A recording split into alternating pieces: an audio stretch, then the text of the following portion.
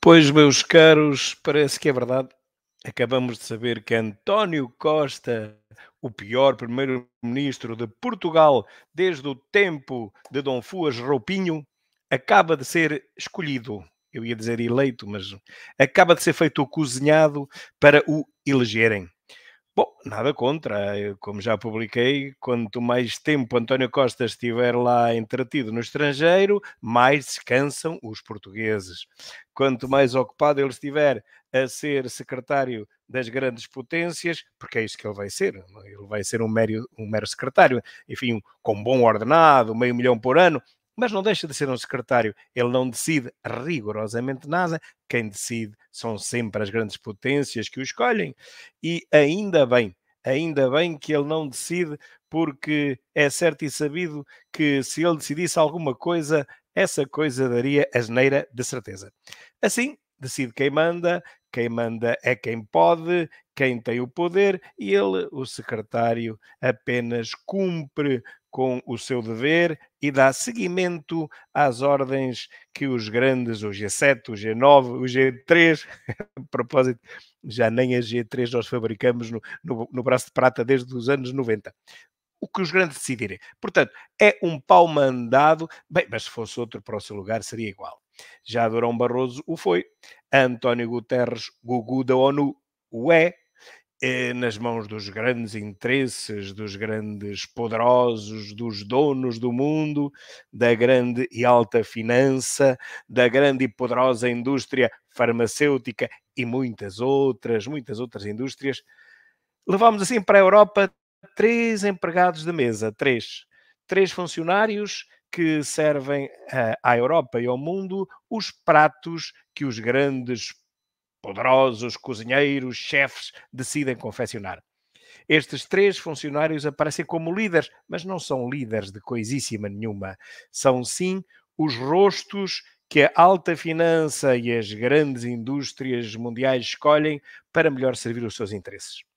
Para o povo mais distraído da Europa, as televisões socialistas e de extrema esquerda, essas televisões passam a imagem de que é muito bom para Portugal que António Costa tenha sido escolhido, não há eleições nenhumas aqui, tenha sido escolhido pelos grandes e poderosos para ser o seu mordomo, como se este mordomo, ou capataz, ou mestre de obras, ou seja lá aquilo que vocês quiserem chamar, alguma vez pudesse beneficiar Portugal de alguma forma.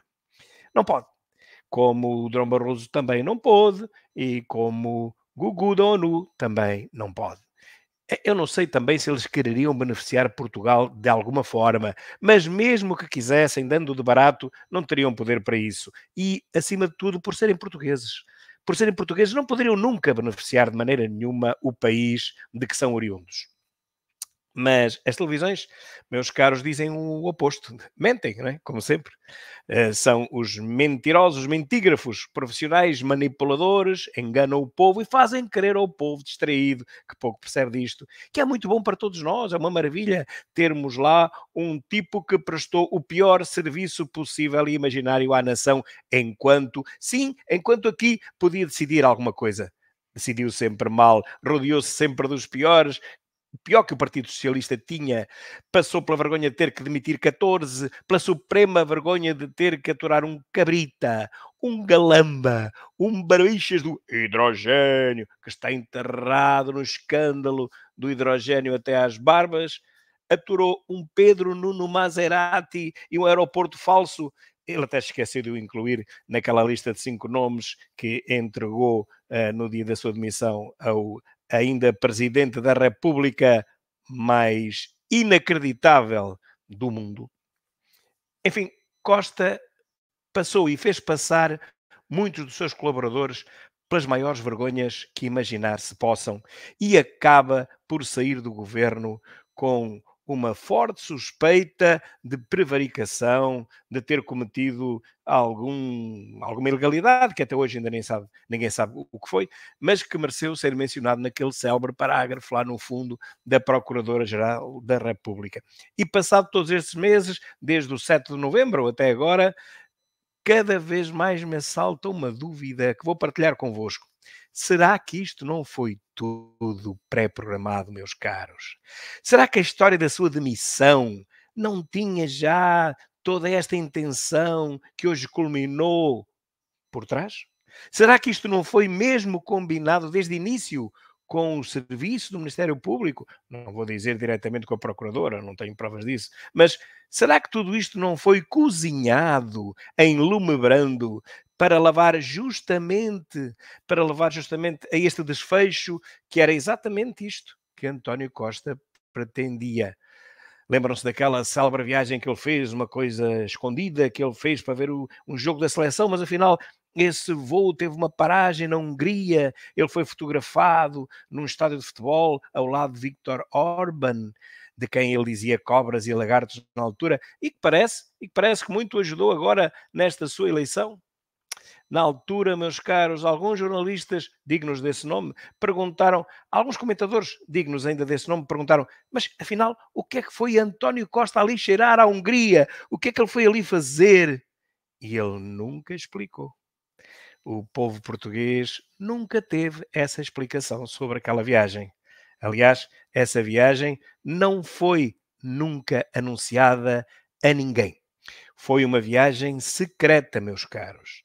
E alguns menos distraídos aventaram logo aquela hipótese de haver ali uma jogada, um negócio, um acordo para que Viktor Orban votasse em António Costa para este cargo.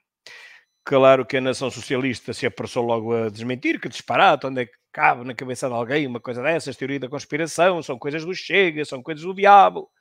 Mas a verdade é que hoje percebemos que há aqui um enredo muito bem montado e que muitas preparações foram feitas meses e se calhar anos atrás.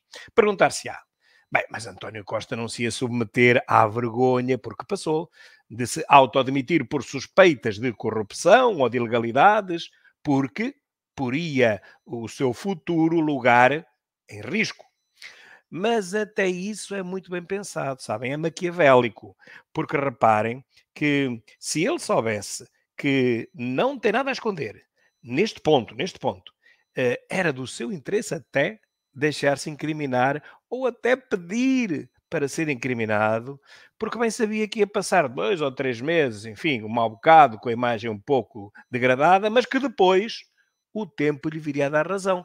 Como veio, meus caros, como veio, porque até hoje ele não é arguido de coisa nenhuma. E, portanto, se aqueles 2, 3 meses a coisa lhe correu um bocado mal, foi uma travessia no deserto, porque a partir daí, cada dia que passa, ele reabilita a sua imagem. Nós temos aqui uma lavandaria gigante em todos os canais da TV por cabo, todos socialistas ou do Bloco de Esquerda, que lhe foram limpando a imagem nos últimos 2, 3 meses. Justamente porque também não houve uma condenação até agora. E, portanto, a cada dia que passa, as televisões do regime foram enchendo a cabeça ao povo de que, afinal, era tudo uma grande tramóia, era tudo uma grande mentira contra Costa, era uma cabala, ele é inocente como uma criancinha acaba de nascer. E, portanto, foi a má zona da Procuradora-Geral que lhe passou uma rasteira e que, afinal, não tinha razão para o fazer. A verdade é que a Procuradora-Geral, no meio disto tudo, deve ter sido a única enganada, porque com medo que se não colocasse aquele parágrafo lá no fim do comunicado, ela poderia vir a ser acusada de ser cúmplice António Costa por estar a ocultar uma investigação que estava em curso. A verdade é que essa investigação até hoje nada saiu, nada se produziu, nenhuma conclusão se tirou e, portanto, isto é a mesma coisa que ilibar praticamente o homem. Quem ficou mal visto não foi António Costa. Quem ficou mal visto ou mal vista foi a senhora Gago. E com esta maravilhosa manobra de distração de uma nação inteira, com a cumplicidade das televisões socialistas e do Bloco de Esquerda, Costa consegue o seu objetivo. E não tinha outro.